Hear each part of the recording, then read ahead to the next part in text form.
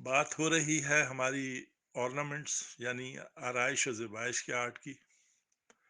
उस सिलसिले में ये तीसरा मैसेज है। आज पाकिस्तानी फिल्म इंडस्ट्री से जुड़े लोगों में से बहुत कम ये बात जानते होंगे कि एक वक्त में काली देवी का मंदिर पाकिस्तान में एक इटालियन फिल्म के लिए बनाया गया था। पाकिस्तान की फिल्म तारीख से एक और मिटा हुआ किस्सा। ये 1955 से 60 के दरमियान की बात है, जब इटली की एक फिल्म कंपनी अपने मौजू के लिए कलकत्ता में काली देवी के मंदिर में एक खास हिंदू त्यौहार दशहरा, जो हिंदू कैलेंडर के 7वें महीने अश्विना,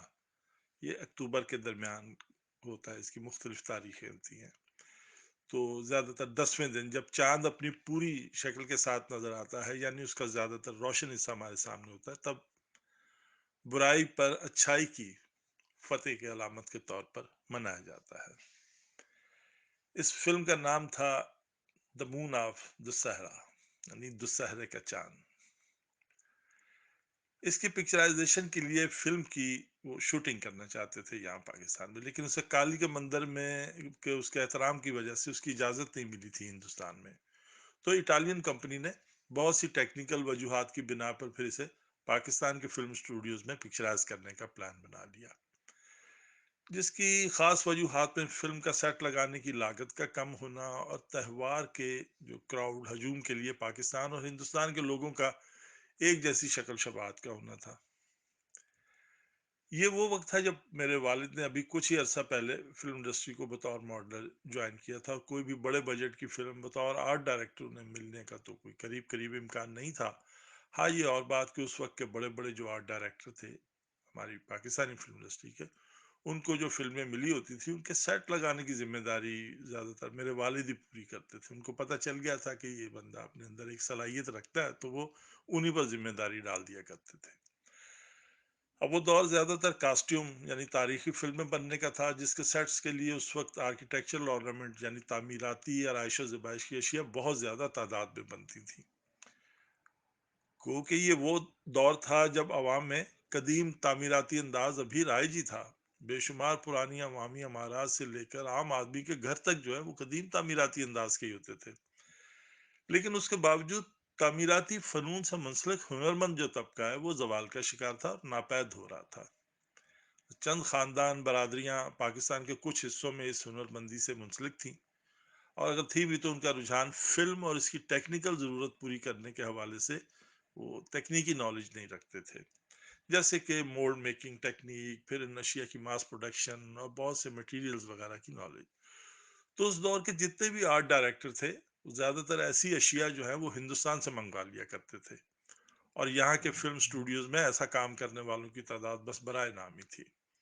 वैसे तो ये सिलसिला बाद तक जारी रहा, जब मेरे वालिद ने भी फिर काम करना शुरू कर दिया था, तो एक बार्टर सिस्टम तब भी इनका होता था। मेरे वालिद की बनी हुई बहुत सी अशिया हिंदुस्तान चली जाती थी, वहां से हिंदुस्तान से वहां आ जाती थी, क्योंकि जरूरत ज्यादा थी और काम करने वाले कम थे लोग।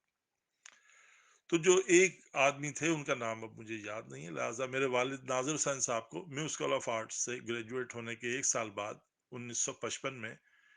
फिल्म स्टूडियो की नौकरी मिल गई। इस जॉब को मॉडलर की जॉब कहा जाता है। उस दौरान जो पाकिस्तानी बहुत बड़े बजट की फिल्म बन रही थी, वो सबिया संतोष साहबा की सरफरोश थी, जिसकी तमाम ऑर्नामेंट्स मेरे वालिद साहब ने बनाई, जिससे उनको एक नुमाया हैसियत से जल्दी तस्लीम कर दिया गया। तो इस इटालियन फिल्म के लिए भी फिर उन्हीं का नाम था, जाहिर है कि। अब जब इस फिल्म को असल लोकेशन पर शूटिंग करने की इजाज़त नहीं मिली थी, तो फिर इस इमारत के इंटीरियर को जब पाकिस्तान में सेट लगाए गए, तो असल से कुछ बढ़ा चढ़ा कर उन्हें बनाया गया, जिसमें से खास खास ऑर्नामेंट्स और स्कल्पचर जो है वो वालिद को उसका काम दे दिया गया, जबकि ज़रा आम नोयत के काम जो थे, जो इमारत की दीगर हिस्से होते हैं, उन उनके उनका काम जो है उस कंपनी के साथ इटली से जो आए हुए लोग थे, जो बहुत माहिर तो नहीं होते अपने काम में, लेकिन मल्टीटास्क किस्म के वर्कर होते हैं। जैसे आप देखते होंगे सर्किस कंपनियों के साथ भी ऐसे लोग होते हैं, फिल्म कंपनियां भी अपने साथ ऐसे लोग जरूर रखती हैं, जो हंगामी बुनियादों पर बहुत से काम करने जानती हैं। तो उन्हें मट्टी से बड़ी बड़ी पुराने पत्थर की बेसिस बनाने की जिम्मेदारी दे दी गई, जिनका जो पथरीला खुरदरा सरफेस बनाने के लिए वो छोटे छोटे स्कल्पटिंग टूल से जनाब शुरू हो गए उस पे। अब मेरे वालिद पहले तो देखते रहे, फिर उन्होंने इटालियन आर्ट डायरेक्टर से कहा कि ये तरीका ठीक नहीं रहेगा, आपका बहुत वक्त लगेगा इसमें। तो आर्ट डायरेक्टर ने कहा ठीक है, आप बताइए कैसे करना है। अब मेरे वालिद ने उन बेसिस के जो एक्चुअल साइज तकरीबन उनका 5-5 फीट हाइट के थे, उसी प्रोफाइल के उनकी प्रोफाइल ड्राइंग के स्टेंसिल बनाए और उन तमाम वर्करों की मदद से बड़ी तेजी से जो प्लास्टर का एक अंदर आर्मेचर सा ढांचा सा बना होता है उस पर तकरीबन बाहरी मतलूबा साख से उसकी मट्टी लगवाई गई। और फिर उसके जो स्ट्रक्चर था उसके दरमियान में एक वुडन शाफ्ट से जो ना प्रोफाइल स्टेंसिल को जोड़कर इस सर्कल में घुमाया गया, जिसे यहाँ की मुकामी जुबान में फर्मा घुमाना कहते हैं। शायद बहुत से लोग इस तरीका कार को ना समझ रहे हों, लेकिन जो दोस्त पोट्री सिरामिक या व्हील पर काम करने जानते हैं, कुम्हार का, वो वाकिफ है इस टेक्निक को, वो जरूर जानते होंगे। तो अब जब उस पर फर्मा घुमाया गया तो एक बाहरी सतह तो बिल्कुल एक डिजाइन फॉर्म में हासिल हो गई, लेकिन उसके सरफेस में बहुत सी जगहों पर नाहवार गड़े बने रह गए, जिनको बहुत जल्दी जल्दी हाथों की मदद से और फिर पानी में ब्रश, भीगे ब्रश की मदद से जो शक्ल दी गई, वो बिल्कुल उस इमारती पत्थर की तरह थी, जैसे किसी भी इमारत के निचले हिस्से के पत्थर जमीन की नमी से मुतासर होने की वजह से अपनी बैरूनी साख्त कायम रखने के बावजूद पुराने होकर गैर हमवार सतह के हो जाते हैं। अब पता नहीं मैं इस तहरीर के जरिए या इस के ऑडियो के जरिए आपको वो तमाम टेक्निक बता पा रहा हूँ या नहीं, लेकिन जितनी तारीफ बहरहाल वालिद को उस फिल्म के बहुत बड़े बड़े साइजेस के मुजस्मे बनाने पर मिली, उतनी ही इनाम से पत्थरों को बनाने पर भी इनको मिली। दरअसल बहुत से कामों में हंगामी बुनियादों पर किसी तरकीब का सूझना, उसमें किसी फनकार का तवील जो मजदूराना तजर्बा कितना काम आता है या वो कितना गैर मामूली जहीन होता है, इसे एदाद शुमार से बताना ठीक ठीक बहुत मुश्किल है। बहरहाल इस फिल्म की तैयारी में जितना भी अरसा लगा, वो इटालियन सीनियर स्टाफ ज्यादातर मेरे वालिद साहब के साथ गपशप लगाते, यहाँ तक कि उनके लिए फिर खाना भी घर से वही भेजा जाता जो वालिद साहब के लिए भेजा जाता था, जिसके जायके की वो इटालियन तारीफ तो बहुत करते, लेकिन फिर खास मुकाम से वापसी पर वो अपने पसीने से शराबू और सुर्ख चेहरों से तेज मिर्चों की शिकायत भी करते थे। यार उस दौर की बहुत सी बातें जिन्हें लिखना तफसील से खासा मुश्किल हो जाएगा।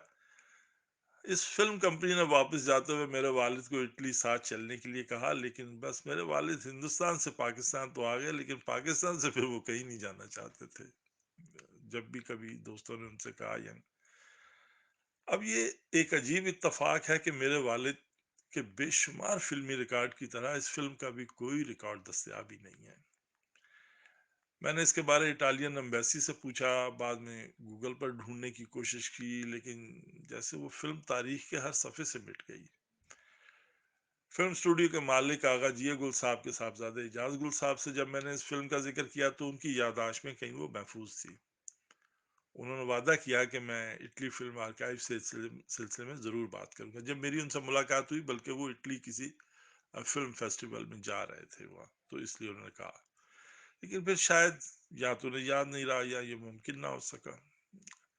लेकिन इत्तेफाक तो ये भी है बहुत अजीब कि बस आज इस फिल्म की याददाश्तें लिखी, जिक्र हो रहा है, तो इसी दौरान मालूम हुआ कि अभी 5-6 रोज पहले दशहरे का त्यौहार गुजरा है। तो जो दोस्त ग्रुप में